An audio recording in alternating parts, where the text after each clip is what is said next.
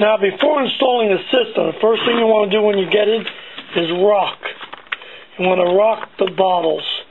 That'll take all the ink that's in the isobaric chamber when it was shipped and move it to the front chamber, the ink chamber. And on some of the printers, because of the extra paper trays and how high the sides are, I suggest that you put a box down and set it on top of a box like that. Now, if you got to go at least 1 inch below the top here. So if you open it up, you want to keep it at least 1 inch below the top, especially on the 3600s series, the Precision Core, and the 7600 series Precision Core.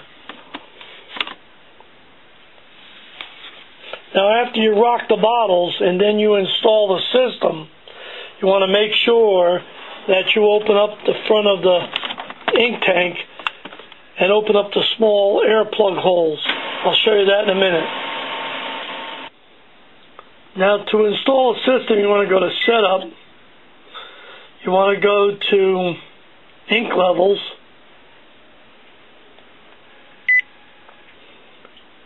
Cartridge Replacement.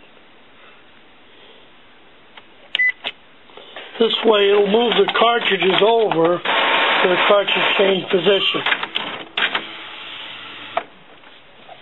Now you can open it up. Now I recommend at this time that you unplug the printer so it doesn't move on you. Take out the cartridges, whether they be the Epson or the refillables that we sell. Take them all out. You've already rocked the bottles. Now you're going to take the cartridges and we're going to slip them right through the opening. You don't have to take anything off the printer. We're just going to go right through the opening here. Take your time.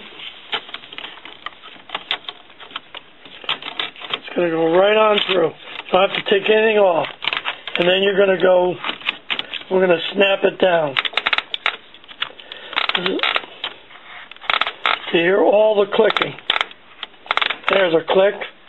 It's tough over here, so take your time. Because if you don't click it in, I push that tab, you'll get cannot recognize. Now we can drop this. I want to point this out. There's a little part of this lid that has a lip. I want to make sure it goes behind these tabs. So when you put it in, take your time. You want to make sure it goes behind them. And yet it still stays clipped in. Now we're going to put the hose bracket, the main hose bracket, right here. Now on the 7600 series, it's a little different. I'll show that in the next video. Okay, now there's a center hose bracket, looks like this. You peel the back tape off of it, and I go right in the center, like right there. Just like that, and I press it down. Now the hose is going to come around and go through like this. You don't want it bent up, or you just want to make sure it comes off. It goes through that hose bracket and then comes back out, and then we're going to do hose trap. Okay, now I just peel. I stuck the main hose bracket. The hose is coming off, going around. There's another hose bracket I put right here. Now I'm going to manually move this.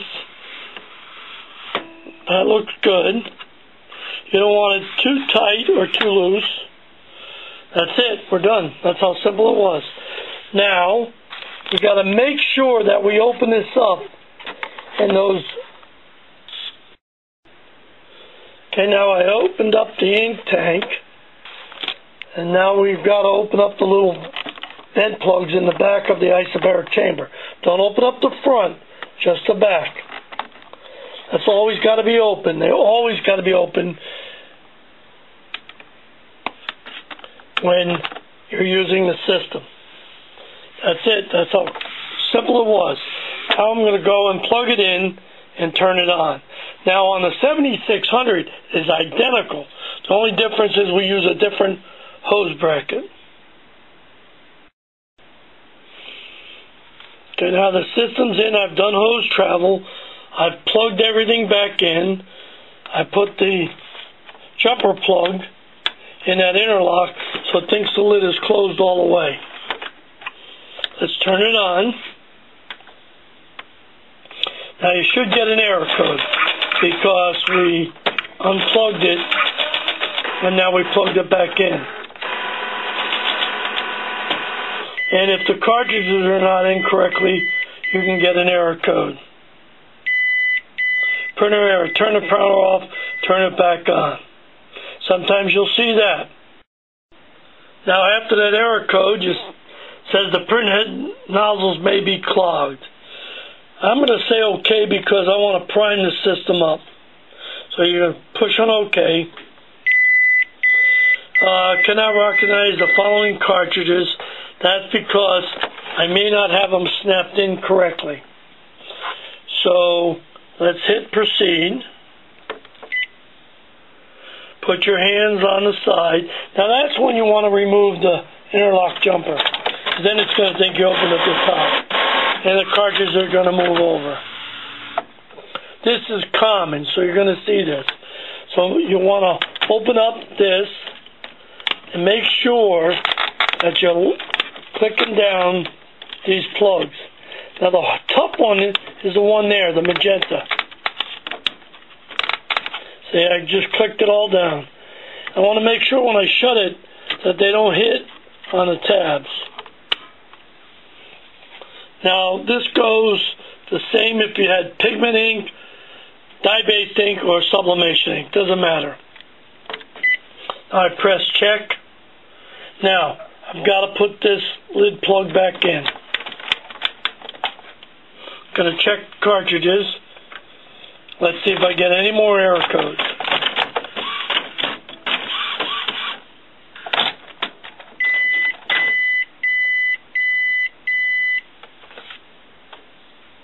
Now I got them snapped in correctly.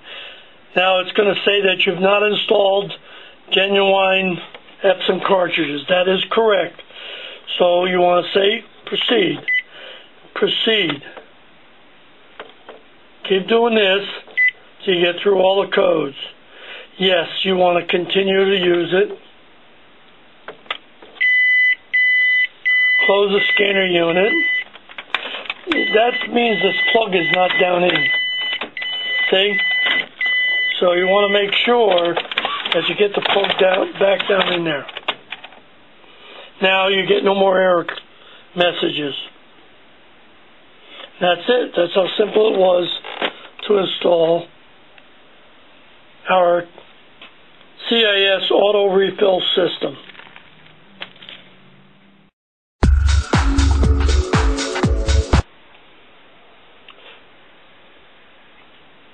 Now, if you're going to install the continuous ink system on the Workforce 7600 series, you're going to put the little hose bracket in the center. It's a little bit different than the 3600 series.